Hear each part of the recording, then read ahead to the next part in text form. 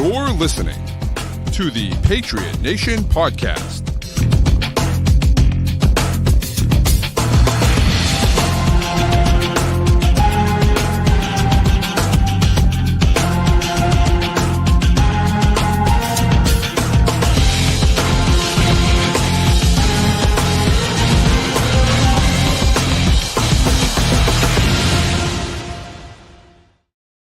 All right, welcome into another edition of the Patriot Nation Podcast. As always, a proud member of the CLNS group of podcasts. Make sure you download and subscribe to all of those great shows to get great Patriots content all week long.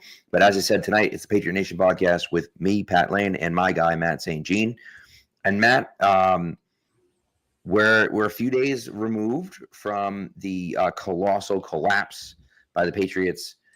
Patriots fans were not happy with me this week. They were not pleased with me this week, and a lot of infighting going on. And honestly, the Bills fans are so funny because they've been victory lapping as if they swept us this year, and we didn't go into Buffalo and beat them earlier this year. It's just kind of funny.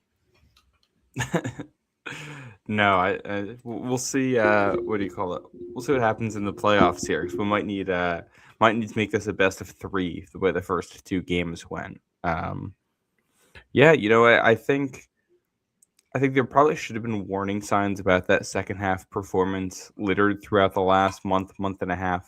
The Patriots offense is one of the best in football in the first half and has been bottom half in the NFL in second halves this year, especially as of late. And, this is part of what happens with young players coming into the league. They do certain things well, and they succeed at those things, and then those things get taken away as teams scout you and figure out what your strengths are, and they're going to force you to play left-handed a little bit, force you to do something a little bit different. In this case, on Sunday, the Bills basically dared you to beat them from the pocket with your arm and mix up their coverages in a way that was like, we're not going to let you take deep shots. You're going to have to check it down underneath. And I think you had a combination of Patriots receivers not having a very good game, Bills defensive backs having a good game, May not making a lot of good decisions. And I think the play calling in the second half, the expectation was that the Bills were going to do what they had done in the first half. And by the time you realize in the second half that they're doing something different, it's almost too late. You run 18 plays the entire second half. There's not really time to make adjustments. You're barely out there to do anything. So, just got to put that one in the rearview mirror and face a very good Baltimore team on the road that has a lot to play for. Yeah, and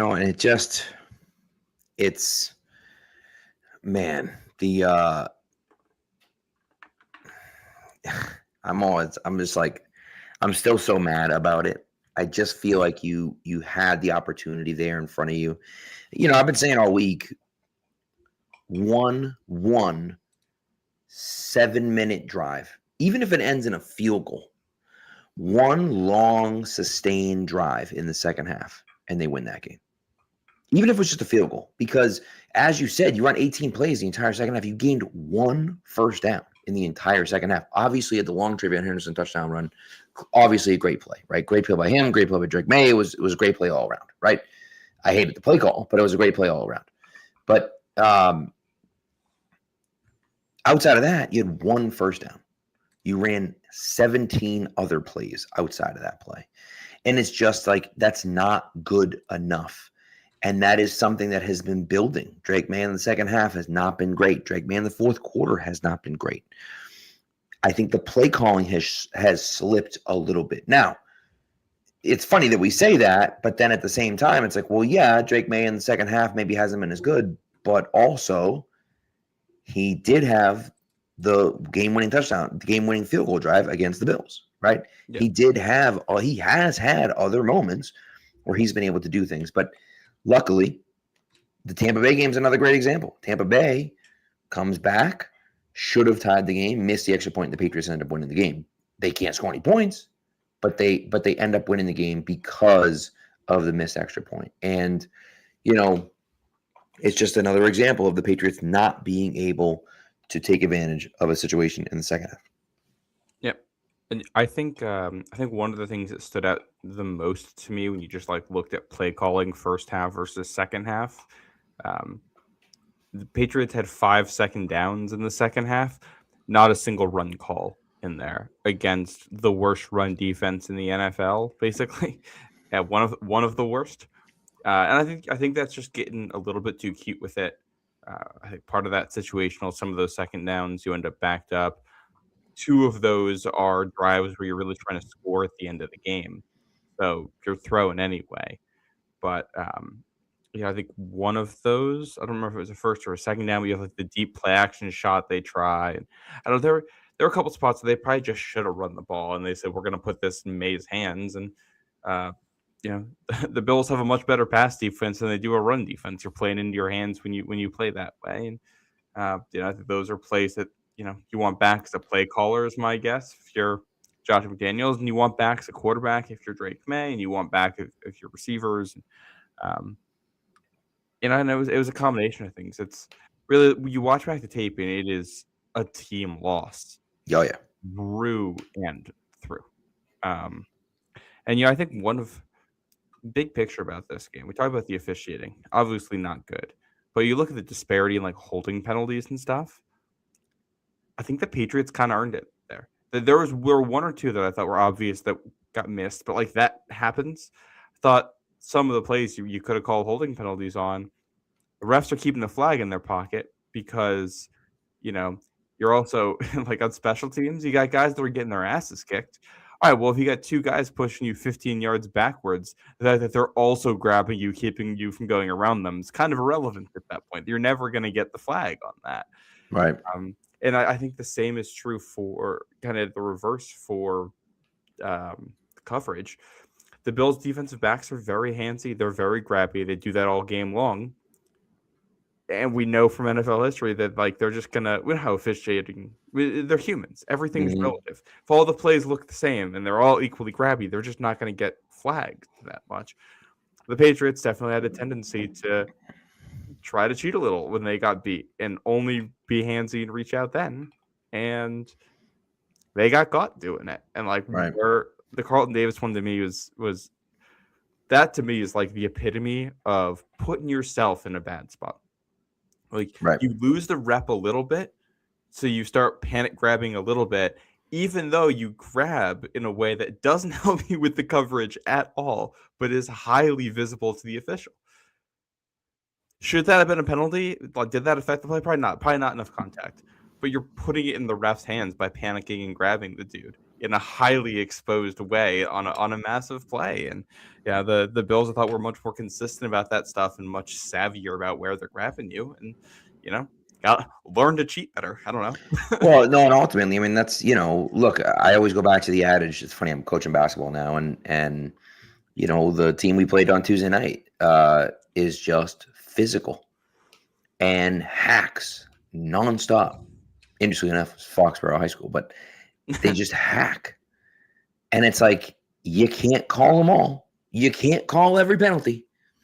So it's like, if I do it to you every single play, you might get me a few times, but as long as it's not egregious, you're not going to call it on every time. And so, you can get away with it for the most part. And as you said, I think the way you said it was perfect with the Carlton Davis one, where it's like, that's he obviously grabbed him. Does it have an impact on the play? No. Should it have been called in that situation? I don't believe so. However, there's clear and obvious evidence as to, hey, he obviously grabbed him. Now the refs, the refs love making it about themselves, especially late in the game. They do. They get off on that stuff. Don't give them the opportunity to do that. And you put yourself in a bad spot. The Marcus Jones one is inexcusable. I will never. Yeah, that's just. I will never give up on that one. That and the Saints play this year or two that make me go, just what in the world? It just makes no sense. Going on with it? Makes absolutely no sense. But I mean, every other call in the game, really, I thought was defendable, and I might not agree with it, but you understand it, and if they call it that way both ways, I don't think anyone has a problem with it, other than like, hey, maybe we're throwing too many flags. And again, ultimately, what it comes down to is that, for me at least, what it comes down to is very simple. You're up 21-0. You're up 24-7 at the half. It should not come down to the refs making one or two calls, and that's why you lose the game. It just shouldn't.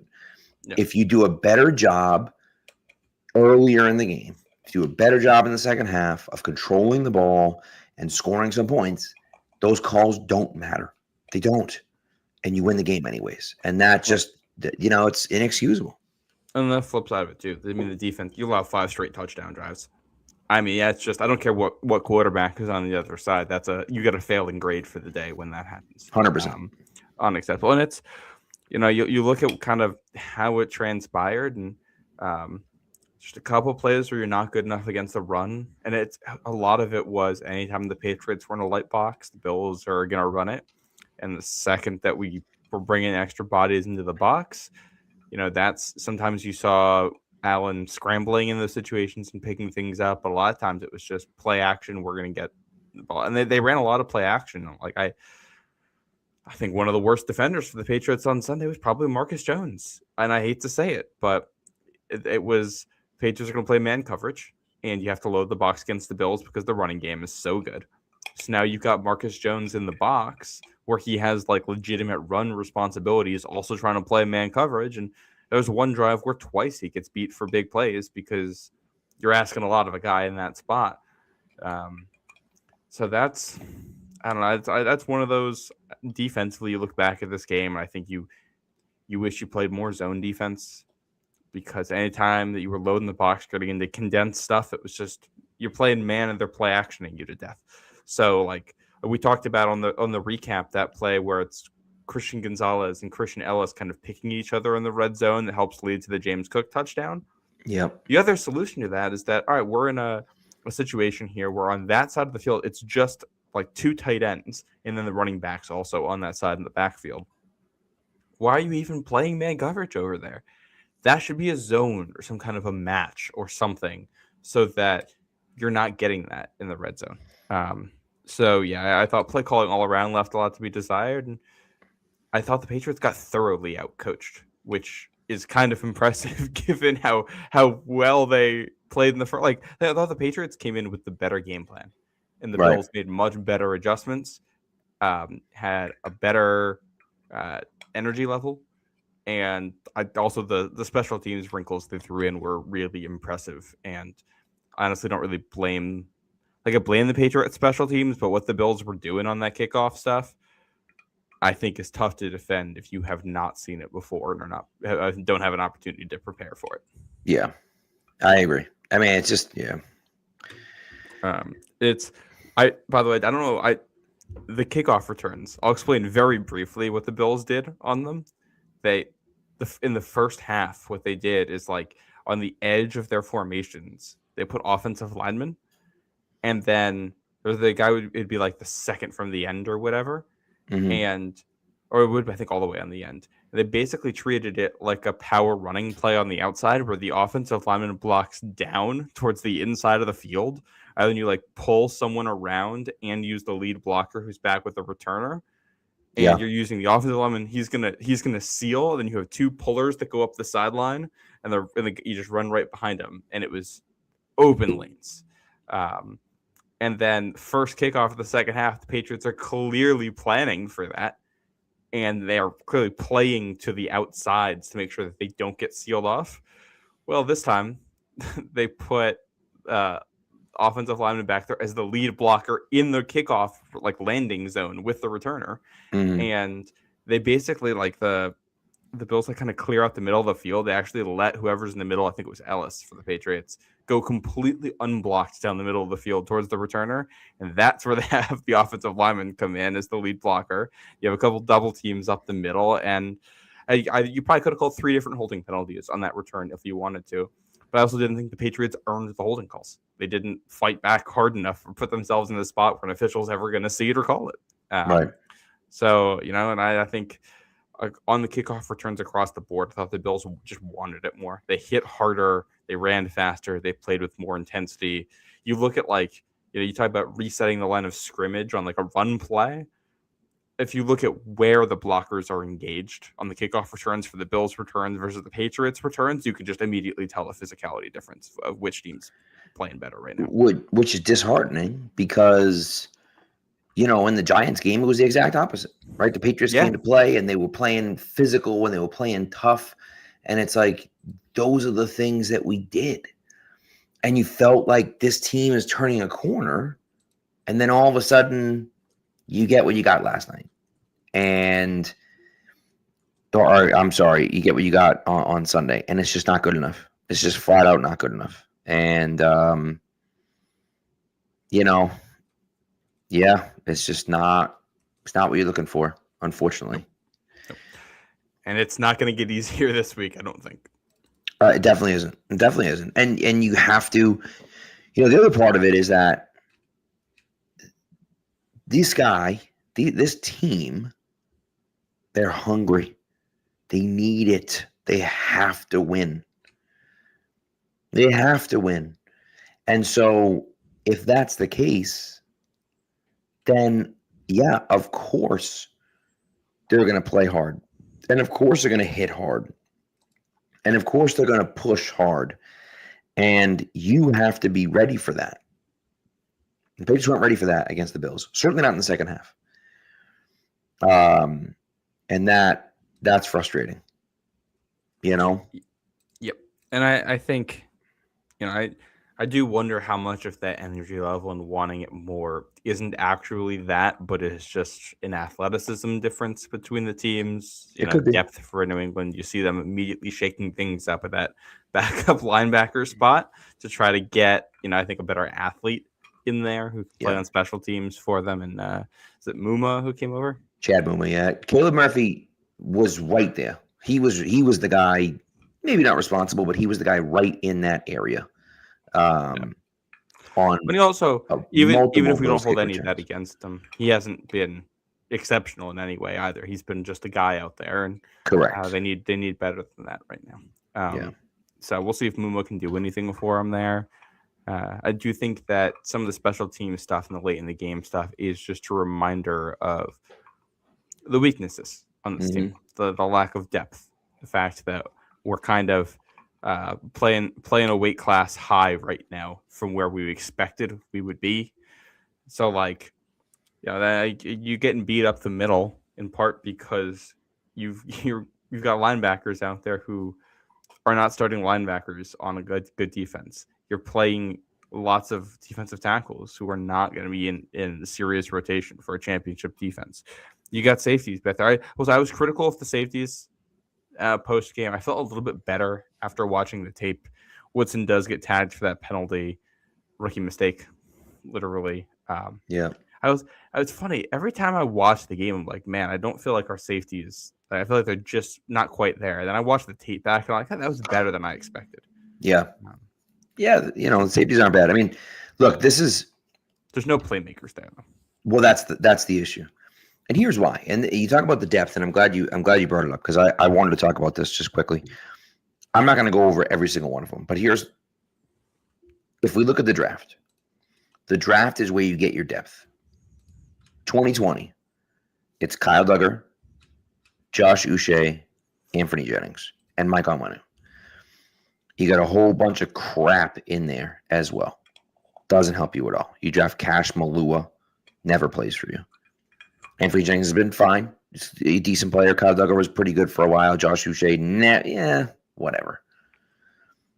2021, Mac Jones, Christian Barmore, obviously a big pick. Ronnie Perkins, never did anything. Mondre, Cam McGrone, never did anything. Josh Bledsoe, never did anything. So that's 2021. Now 2022 is a disaster of a draft outside of Marcus Jones, and that's it. Right, you want to say Jack Jones, I guess, has turned into a decent player in the NFL, but certainly not here. Well, the questions with Jack Jones, too, were never about not really as much about his on-field ability as the off-field stuff. And the off-field stuff, why he's not here anymore. That is correct. So, 2023, Christian Gonzalez, big-time hit. Keon White, Marte Mapu, Jake Andrews, Chad Ryland, Sidney So, Antonio Mafi, then Booty, Barringer, and Pop, But like, so that's good at the end, right? But a whole bunch of crap in the middle. By the way, Jake Andrews is starting for someone at center. I forget who it is. Houston, starting for Houston at center. So good for him. They might see him again in a couple weeks here. Yep. 2024, Drake May. Yeah. Right? Drake May, obviously. But then the rest of that draft we know is just trash. And so what happens is that we start to look at it and we start to say, this is where your depth comes from. Right? The 2025 draft looks pretty good. Now, we don't know for sure what Farmer and Swinson are going to do. Right? Will they be rotational guys? Farmer's already been kind of a rotational guy. Can Swinson ever get onto the field? Right? Can Marcus Bryant be kind of a swing tackle for you? But those first, 5 picks all look decent. Kyle Williams hasn't done a ton, but he's been out there. Those first 5 picks all look decent, and then you throw Joshua Farmer in there, and the first 6 picks look pretty good. And you feel really good about where you're at for those 6 picks, even depth-wise. But that the late round, the late day 2 and the day 3 picks have to fill in the depth on your team. And for 5 or 6 years, you haven't been able to do that.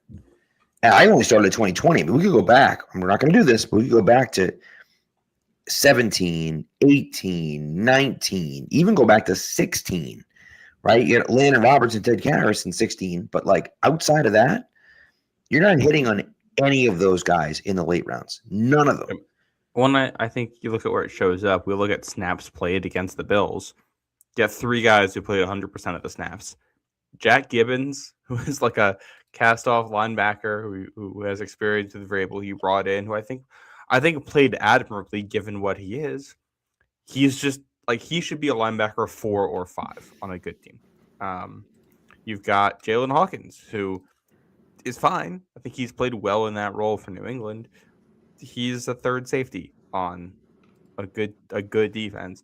Right. And Christian Gonzalez, who we know can be a superstar, who I thought had one of his worst games of the season on Sunday, which is not great. Then you look down and you got Corey Durden playing over half of your snaps, Josh Farmer playing half your snaps. I think that's too big of a role for what he is right now. Charles Woods playing over a third of your snaps.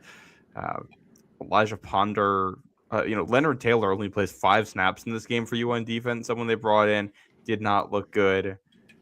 Durden is someone who I think has played well in his role, but he's just not good enough for this bigger role. You look at the Josh Allen QB sneak. Durden gets he doesn't say engaged. He is not in the pile when it happens. He's like his pad level is awful, and he gets totally pushed out the back, standing up, which you just can't do as the A gap defender on a QB sneak. And that's not the first time that's happened with him this year either. He has struggled in that role in particular. Yeah, and he's not that guy, right? And it's almost like I can't blame him for that because he's a role player, and he's being thrown into a role that doesn't fit him, unfortunately. And this is what you get when you're not drafting well and you're not bringing in guys like. Free agency is a time to kind of go, and you can fill in the depth. And the Patriots have done a nice job of doing that. Certainly this year of bringing in depth guys as well. But like, you should be getting depth players and your high end starters. Those guys should be coming from the draft. Yep. And then you fill in the middle of your roster. That's what free agency is about. If you're looking at free agency, it's the middle of the roster. Generally speaking, or typically couple depth pieces, that's what you're doing. It's free agency is the tool you use to plug like specific holes from draft picks you missed. But if you miss on entire drafts, you're lost in the woods. Right. You can replace things short term, and we'll see what this matchup would look like with a healthy Spillane and a healthy Milton Williams if we get them again in the playoffs. If those guys are healthy, then I think that makes a lot of difference, and I think it is a positive sign for the Patriots that. Play the Bills twice. Both games got to come down to the last possession. You split them, and you split with them and have the upper hand and control for the division. You're going to get, hopefully, healthier down the stretch. It's just, I think The flip side of this is you never know when your opportunities are going to come in the NFL, and maybe the team's better next year. Maybe they're not. Maybe the guys you drafted don't take a next step. Maybe your draft next year isn't as good. Maybe guys get injured. Maybe the schedule being that much harder does make a difference. And the fact that this is the performance you get last Sunday when a potential 1 seed and home field advantage and a bye is on the line, that the difference between being the 2 seed and having the Texans come to town potentially and being the 1 seed and getting to skip that round entirely feels massive to me right now. Agreed. And, you had an opportunity right here and now to make your path to the Super Bowl a lot easier, and you didn't do it. So and if you lose this Sunday and Jacksonville beats Denver, you're probably looking at a 3 seed.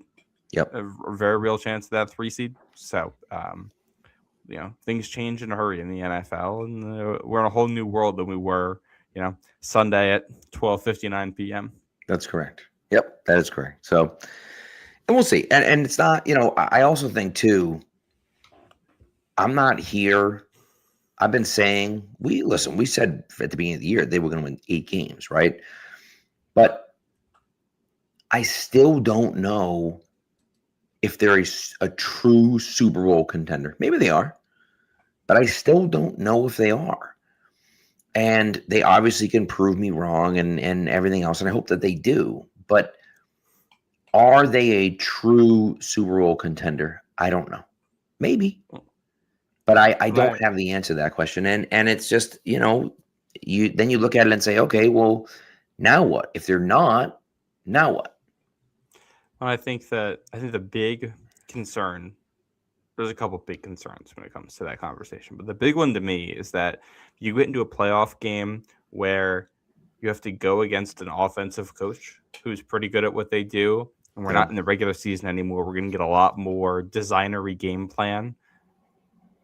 This defense worries me because I think they can get got. I think they can get got in multiple ways. And I think you go against a good coach. Like, obviously, we'll talk about like Denver and Sean Payton. Like, I think that offense can get you because Sean Payton's good enough to do it. Mm-hmm. Like, you go down, Liam Cohen has done well. Like, the Jaguars have quietly played like one of the best teams in the NFL since the trade deadline, since they brought Jacoby Myers in. And like, I don't know, an area of weakness for the Patriots has been like balancing run and pass defense and kind of defending the middle of the field and that slot area of the field, play action and all that. And like, all right, well, I don't know if we have anyone I really like against Jacoby Myers in that Jaguar scheme right now. And Liam Cohen's good at what he does. So like that stresses me out.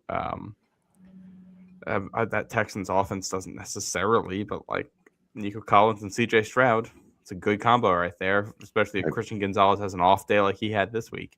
Yep. So, and obviously we know the Bills can beat you.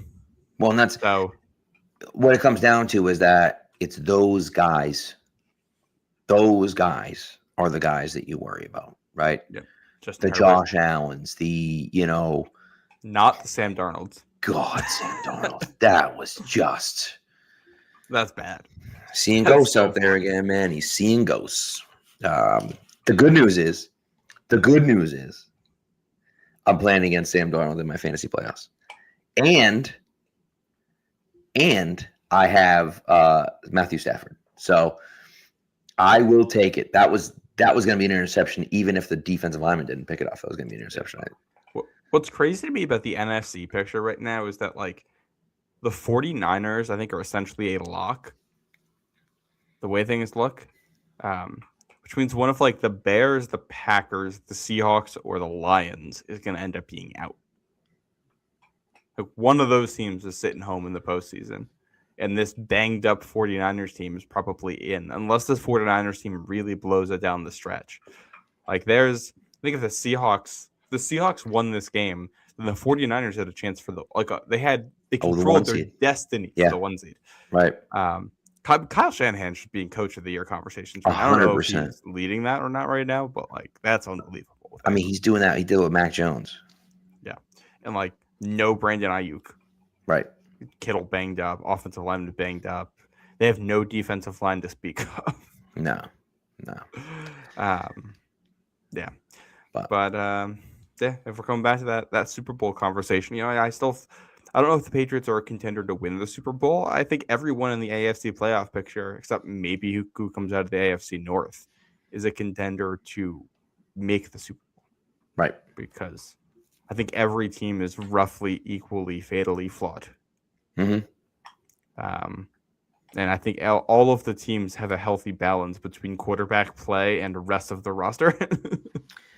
It's true. Yeah, it's true. So it's like anything can kind of come out in the wash. I don't know if Sunday really changes much for me there, but I would have felt a lot better about the odds if you get like I'm going to feel good about Denver's odds here probably because they're only going to have to win 2 games and they'd both be at home. Correct. Whoever ends up in that spot, I'm really going to like out of the AFC just because of those factors. Well, and that's really what it comes down to when there's one bye, and especially when there's not a dominant team, right? There's no dominant team in the AFC right now. The dominant team right now is the Broncos, right? Because they're beating everyone, they're playing everyone hard, and they're beating everyone. They won again on Sunday against a good team, and so you just say, okay, well, if that's the case, then sure, they're the team to beat, and they get home field advantage. But it's like Buffalo can go in there and win. I think Jacksonville might be able to go in there and win, right? Like Houston can probably go in there and win. Like it's that type of stuff where I don't know. It's everything is up in the air right now. Everything. Yep. And this is a year when if things get crazy, the Patriots can make a run because there is no Patrick Mahomes. There is no, even Lamar Jackson in the playoffs. Like maybe it's just like Sunday night goes. I suppose that's true. Yeah. But like, who knows what's going to happen. Right. So I'm really curious to see, how the rest of the year finishes out. And look, ultimately for the Patriots to win the AFC East, they have to beat Brady Cook and Quinn Ewers. Yeah. If they can't do that, they don't deserve to win the AFC East. You're not you weren't a Super Bowl contender regardless of the rest of it. Right. The neutral football fan in me, he just likes football, very excited for the AFC playoffs. It does feel like every game is like coin flip. Yeah. The Patriots fan in me is very anxious because, Patriots can get the 2 seed and have, a situation where you play 3 games at home in the playoffs if Denver gets beaten at home at some point. And they haven't been that good at home in recent seasons, even this year. They haven't. And every team they play is going to be bad as good as they are. So it's nothing surprises me. Yeah, true. So should we do a little ad read and get let's do an ad break and then we'll kind of drill down into this game here today. All right, so of course, this ad obviously is for Prize Picks. Prize Picks is the best place to do your daily fantasy sports. And listen, there's a million things going on right now, right? We're making decisions left and right. It's the best time of year to be a sports fan. There are bowl games. There are basketball matchups. There are playoff pushes. You and I are out here making decisions, as I said, every day, left and right, which gifts to buy, what to eat, which game to watch. There's one place where it always feels good to be right, and that's Prize Picks. And Prize Picks, again, is fun. And here's the nice thing about Prize Picks. One of the other nice things about Prize Picks is that when you're on Prize Picks, you can mix and match your lineups with other sports, which is great. You can do boxing, which we'll talk about in a minute. You can even, if you're outside Massachusetts, can do those college bowl games that are coming up as well. So make sure you get in on the action with Prize Picks. They also have an early payouts feature. If your lineup gets off to a hot start, you may now have the option to cash out those winnings before the games even finish. All right. My lineup for this week, I told you I'd be talking about boxing. There's a free square alert. Anthony Joshua, more than 0.5 total punches landed. Come on now. Free square, can't beat it. I also have Kamani Vidal with more than 43.5 rushing and receiving yards combined. And Trey McBride for more than 5.5 receptions. That's what I have going for today. And again, there is a tab where you can click on the people that you like, the people that you want to follow, and you can add their lineups with like a single click. So make sure you go on and do that. What you're going to do is download the app PrizePicks, put in the promo code CLNS. When you do that, you're going to get $50 in lineups after you play your first $5 lineup. That's code it's code CLNS on PrizePicks for $50 in lineups after you play your first $5 lineup. PrizePicks. It's good to be right.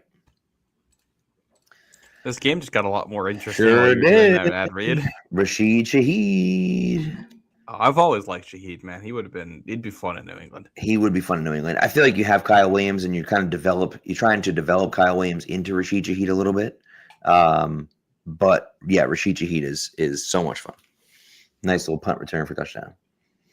So and this is a 1-possession game all of a sudden. Yeah, they did get the 2 point. Oh baby. No, okay. Yeah. That kickoff reminded me. I have one more note on the Patriots kickoff coverage stuff. Andy Borgala is not good on the kickoffs, man. Yeah, it hasn't been good. He's been a good field goal kicker. He's inconsistent on the kickoffs. And there were a lot of, I think the first couple of big returns the Bills had, the balls only get into the 6 or 7 yard line. I said those numbers again. 6. Yeah.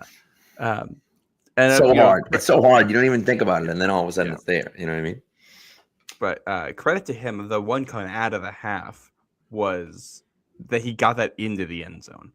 But I think ideally, as a developmental thing, I think for next year, I'd love for him to be able to consistently put the ball inside the 5, ideally at the 1 or the 2 yard line, make that return as difficult as possible.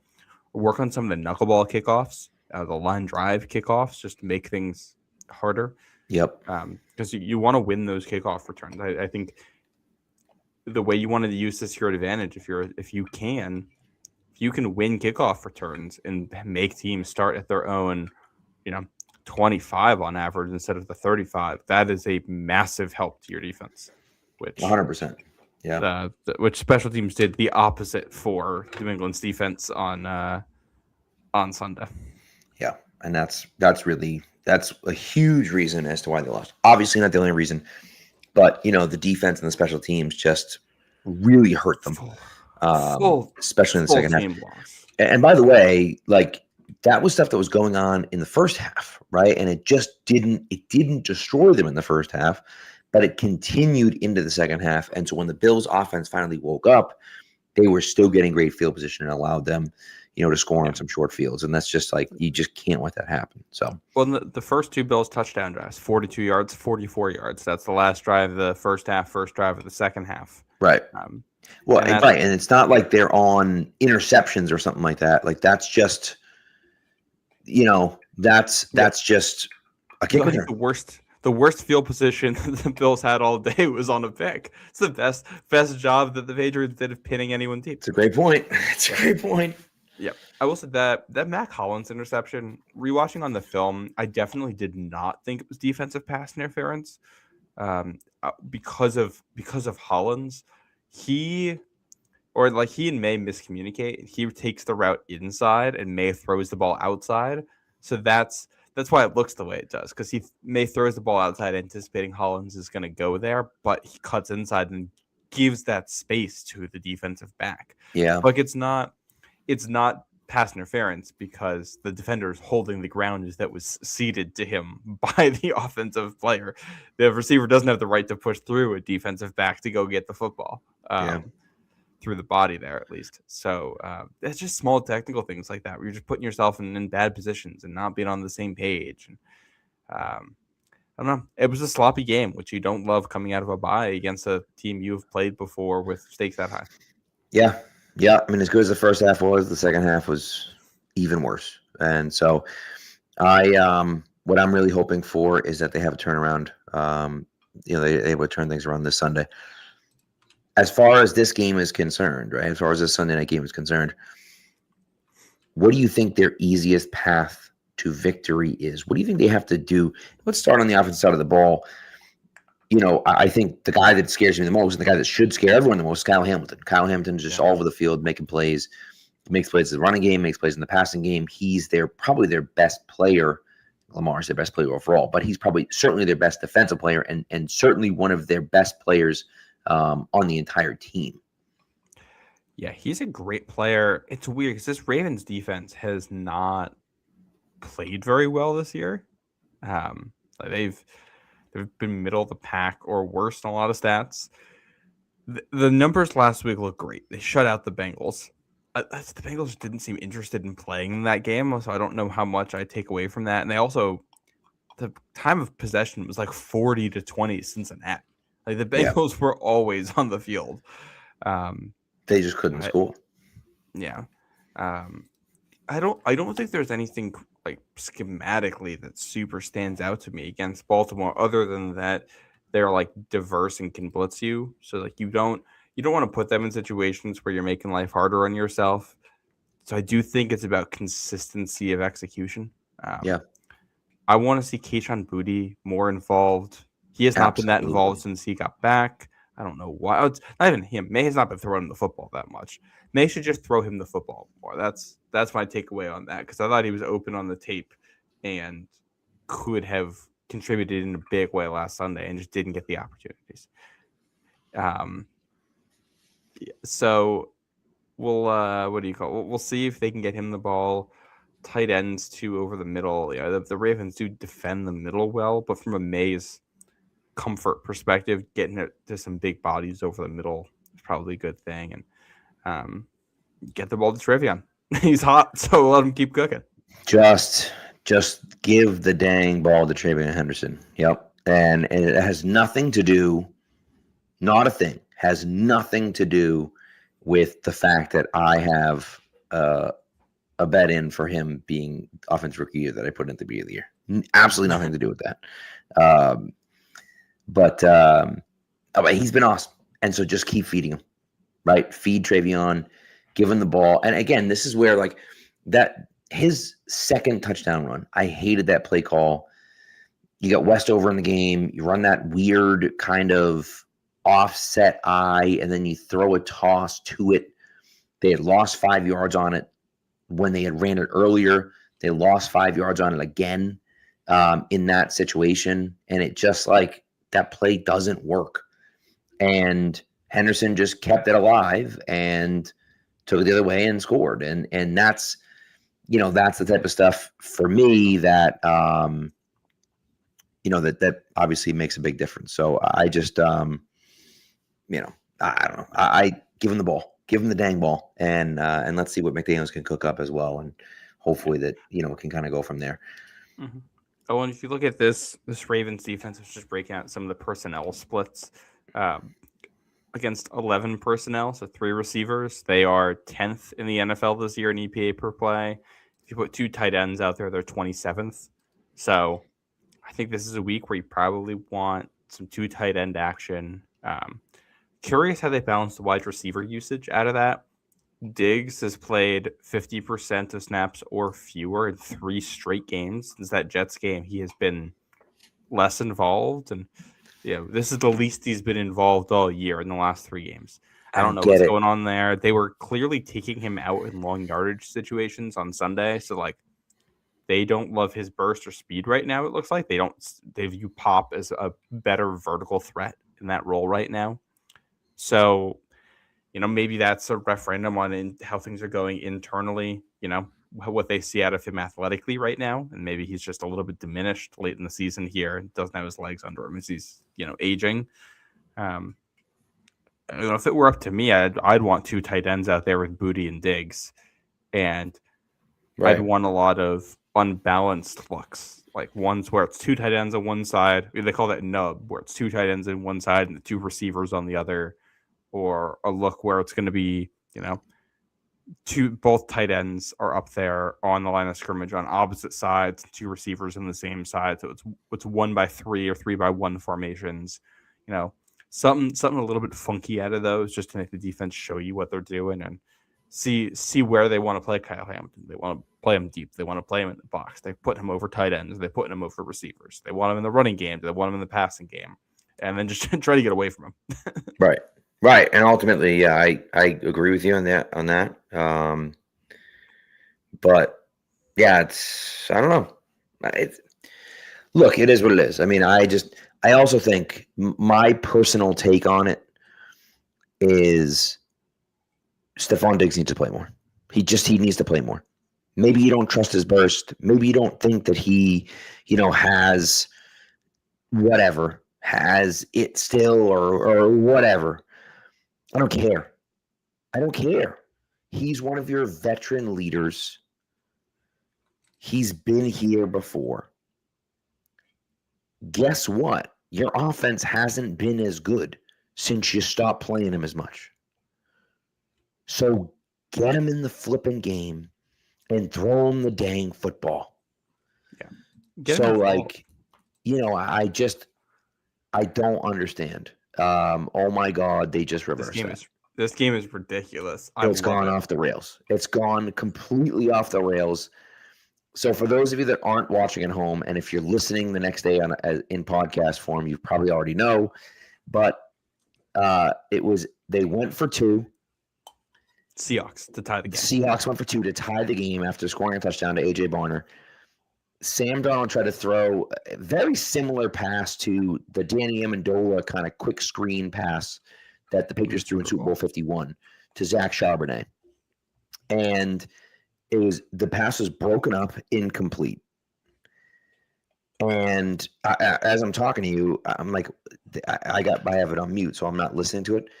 And so they just keep showing the replay over and over and over again. I'm like, did someone get hurt or something like that? And then I see the guy he has the headphones. I'm like, what are they talking about?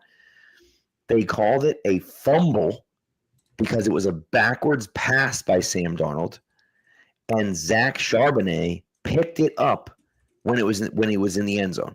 He didn't fall on it. He just casually went over and picked it up when it was in the end zone because nobody went for it because everyone assumed it was an incomplete pass. But because Charbonnet picked it up in the end zone, that meant it was a good 2-point conversion for Seattle. And now they've tied the game 30-30. This game is wild. So there you go. A fumble by Sam Darnold recovered by Zach Charbonnet for a touchdown for a 2-point conversion to tie the game. I mean, it's a 2-point conversion, so I guess I don't know. It's a 2-point conversion, so I guess it doesn't go in the record books, I guess, necessarily, quote unquote. And nobody gets a stat for that other than 2 points. To see what it looks like, because it's like a fumble by, I guess it's a fumble, but it's not really a fumble because doesn't count as a fumble. That's a fumble because it's a backwards pass. But I mean, it doesn't count as a fumble for him. That's a fumble for Sam Darnold, but it won't count. But in the record book, it doesn't count. Yes. It's just so weird. It's just bizarre. How can you not absolutely love this sport? It's the best thing ever. It's the absolute best thing ever. And, just completely wild. Oh, we have the I have the play-by-play for you. Oh, it's here. It's just it's 2-point conversion attempt. Sam Darnold pass to Zach Charbonnet is incomplete. Attempt fails. The replay official reviewed the forward pass ruling, and the play was reversed. 2-point conversion attempt. Zach Charbonnet rushes left end. Attempt succeeds. That's how that goes. That goes in as a rush. It's outrageous. Well, I guess it doesn't matter, right? Because you're not calling it one way or the other. So it doesn't really matter. Yeah, and it's a rush. It's a fumble ball that's picked up for yards gained that goes in as a rush. That's how that's counted.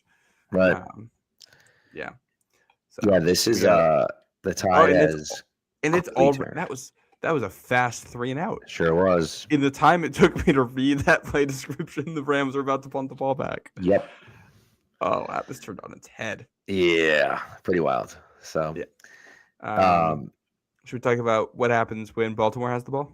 Yes, let's do that. And I think, when Baltimore has the ball, one of the interesting things for me is that Lamar Jackson has not looked good. He's back, okay, but since coming back from his injury, he just hasn't looked the same. And I think it's gotten a little bit better. Right, over the past few weeks. But realistically, here's the thing, right?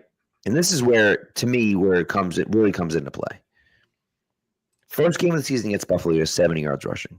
Then he has only 13 against Cleveland, 35 against Detroit, 48 against Kansas City. He gets hurt in that game. 14 yards against Miami, 9 carries for 36 yards against Minnesota, 10 against Cleveland, 11 against the Jets. And then the last 3 games have been 6 for 27, 7 for 43 and a touchdown, and 2 for 26. So it's coming back a little bit for him, but he just doesn't seem like the same guy. Well, and it's a lower body injury for him, which I think there's a couple. He's been listed, I think, with like 3 different lower body parts on the injury report at different points, and then missed practice. He's been like not practicing Wednesdays is like a rest day, which you never see from a quarterback. No. And then he was out this Wednesday with an illness. So it's like 4 different things that have been costing him. But he's not as mobile. He just doesn't have that acceleration that you usually expect from Lamar. So he's been reduced to being like a semi-pocket passer at this point. And this Ravens offensive line is just not that good right now. Like they're just not playing well. And you add on the fact that like that receiving core, the receiving core is good for a group that has a healthy Lamar Jackson and is able to run the football the way they want to run the football. The problem is they aren't. So it's, Zay Flowers having a good season for himself. He's gonna hit. He might go for 1,000 yards for the season on Sunday night, and then it's Mark Andrews, who's good, but just good. And Rashad Bateman's involved, and DeAndre Hopkins, and Isaiah Likely, and Justice Hill, Derrick Henry. They got a bunch of these guys who are like between 100 and 300 yards receiving this year. And then other than that, it's Flowers and Andrews. So I think like defensively, on paper, a healthy Patriots team, you look at this and you feel really good about the matchup because you think you have a lot of juice in the secondary and you can take advantage of this porous offensive line and like really make life difficult for Lamar and try to condense the field a little bit. Instead, you look at the Patriots injury report and Marcus Jones isn't practicing and Carlton Davis isn't practicing and Harold Landry isn't practicing, and it's, the Ravens are probably going to be able to run the ball very well Sunday night. Is kind of what I'm seeing out of this, and kind of seems like it, yeah.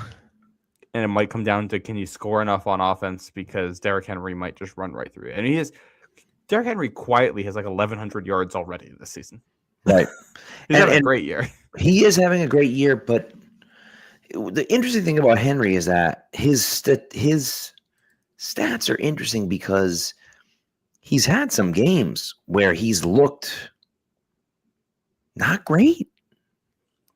Like he's had some games where I'm like, oof, I don't know. I mean, you look at the first game against Buffalo, he goes for 169 in that game. Then he cracks 50 yards once in the next 4 games. Right? Then he has 122 against the Rams. Solid. He has 500-yard performances this year. He's got a 90-yard performance, and outside of that, he's got 2 others over 70 yards. And that's it.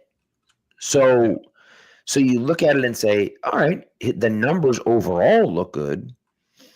But game to game, it's been game to game, right? And so that's the thing. Now, it's the end of the year, right?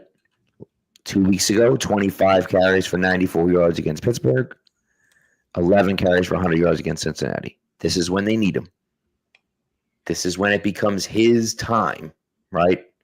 Feel like the end of the year is when Derrick Henry just, people are feeling it and people are banged up in the secondary, and this is where Derrick Henry can take advantage of people. So maybe this is just him. He kind of starts off a little bit slow and then kind of dominates from there. And that's certainly going to happen. Yeah. And if that happens, the Patriots going to be in trouble, right? Patriots going to be in trouble. But I just don't know how to be confident in this Patriots run defense right now. They have been atrocious since Milton Williams went down, and no Milton Williams this week. That's a guarantee.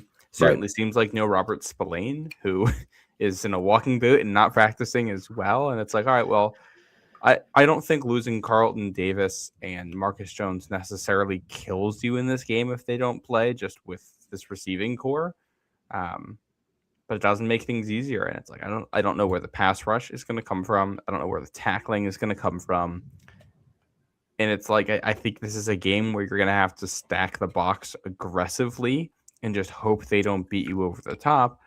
The problem is that if that's how you're going to play, well, if it's Charles Woods and whoever in their corner, you probably can get beat over the top, even though it's Rashad Bateman and DeAndre Hopkins. Well, so that's the issue, is that and again, we don't know the situation, but if Davis and Marcus are both out because they both didn't practice Wednesday or Thursday, if they're both out, that's a big concern.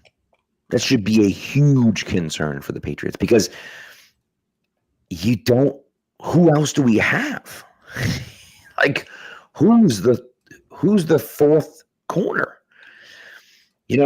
That's where it becomes difficult. Charles Woods has been fine, but after right, is he starting and playing 95% of the snaps on Sunday?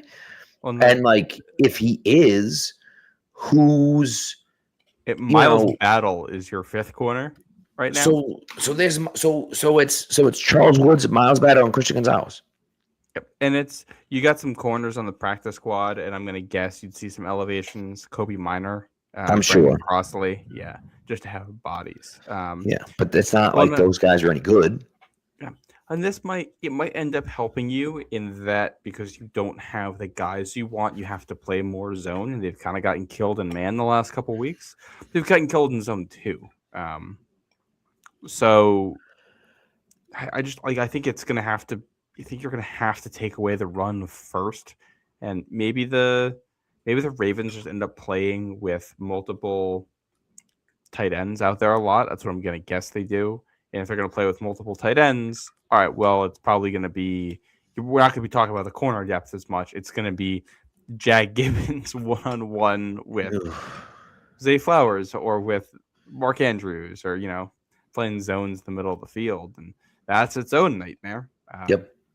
But this feels like one of those games where the Ravens are going to come out, they're going to want it, and have a QB with experience, and your offense is probably going to have to score 30 or more to win. Even though I don't have that much faith in Baltimore, maybe it isn't 30 because there's a lot of running and the game goes slow. But I think you're going to have to score on 2/3 of your possessions on this one. Yeah, and again, if you play like you did in the first half against Buffalo, that's fine. If you play like you did in the second half against Buffalo, not so much, right? Yeah. And so it just comes to how good are they going to be, and can they keep that consistency up, and that's I don't know, and as you said, it becomes that question of who is there, right? Who is how well can they score? How well can they play? How often can they score? What does Drake May look like? And look, I'm not going to buy into any narratives, right? But there is a narrative that Drake May has small hands and has trouble in the cold or in weather. There's a narrative. I don't want to believe that narrative. I don't believe that that's true. But if he continues to struggle late in games, and as the weather gets colder, well, maybe that's true. And again, I don't believe that it is. But when those narratives exist and people talk about them, and then it's like, okay, well, all right, we have to listen to that. And can Drake shut those guys up and prove that's not actually a thing? Well, and I don't think it is. But people will talk about it. The weather's not even going to be that cold this Sunday. It'll be chilly, but it's not. We're not looking at something dropping into the teens here or anything. Right. The last two games will be, because you play one in New York, New Jersey, and you'll play one in Massachusetts. You would assume that both of those will be very cold. Maybe not, but you would assume that both of those would be very cold. Yeah. So we'll see how he handles those. But I think this is one of those where you have to correct the mistakes from last week. I just don't think I am skeptical that the Patriots have the personnel to do what they need, and that puts That's you the in a weird concern. spot where, depending on what else happens, Sunday afternoon, the result of that Denver-Jacksonville game. Yep. If Denver wins that game, It doesn't matter. then this game kind of ends up not being super meaningful for the Patriots. But I will say that you don't love losing any game, and you'd like to build momentum and you'd like to play the right way. Like you don't it matters because you're going to play teams Baltimore like Baltimore or better in the playoffs. Right. So, Right. and you haven't played a lot of playoff teams this year, and I don't think you want to go into the playoffs with these being your last couple of performances against playoff teams. Yep, I agree. Yeah. So we'll see. We'll see. No, you got anything else? I think that's it. Okay. All right. You know what? I'll throw this out there because I was thinking about it. Quick discussion question. Unless we want to do a discussion question. This might be too late in the pod for a discussion question. Well, how quick is it actually going to be? It might be long. This might be an off-season one. We'll save it for then. All right, let's save it for the offseason. A little teaser. Okay. That's a long. Oh no! We missed it. Oh no! The kicker. Oh, this game no. is drunk. Two of Buffalo's favorite words. That, of course, would be wide right for anyone that doesn't know. Yeah. Man, Rams special teams absolutely killing them in this. Just brutal. Yeah.